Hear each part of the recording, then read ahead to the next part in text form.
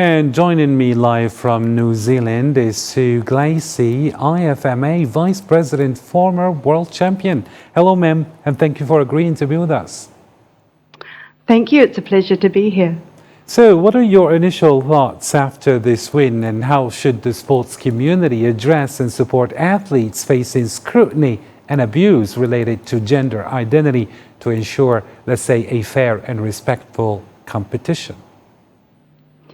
Well, watching the final, it looked fair to me. It didn't look like any huge discrepancy in there. So I think when we look at gender differences, we need to be inclusive and we need to stop discrimination about this.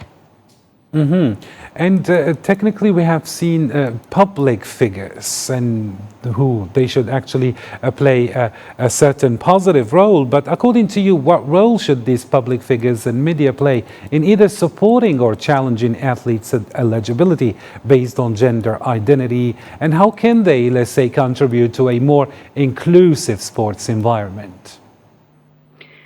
I think to start with, if people are so watched around the world, they need to be a lot more informed on what they're discussing. There were a lot of comments from highly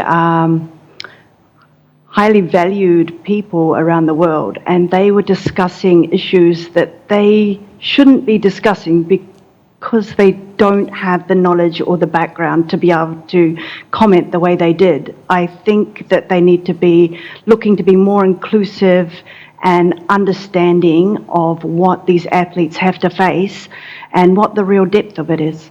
And can you imagine the amount of pressure that Imane Khelif went through? I mean, in such a very important and significant, let's say, competition for her, and receiving all this pressure and this hatred and discrimination, even from public figures, very known public figures, even former President Donald Trump and the multi-billionaire Elon Musk, who tweeted about it as well.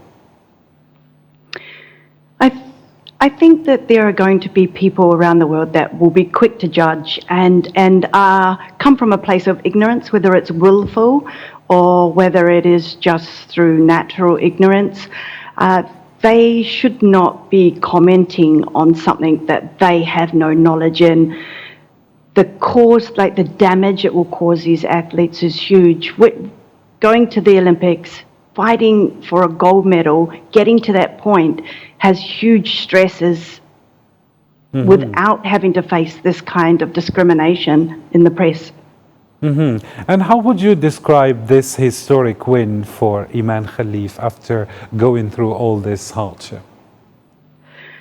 I was really excited to watch it. She held her cool through the whole fight. It was a brilliant display of athleticism and boxing from both athletes. It was brilliant to watch, and she can certainly hold her head up high because that was fantastic boxing. Thank you so much, Sue Glacey, IFMA Vice President and former world champion, for all these comments and insights.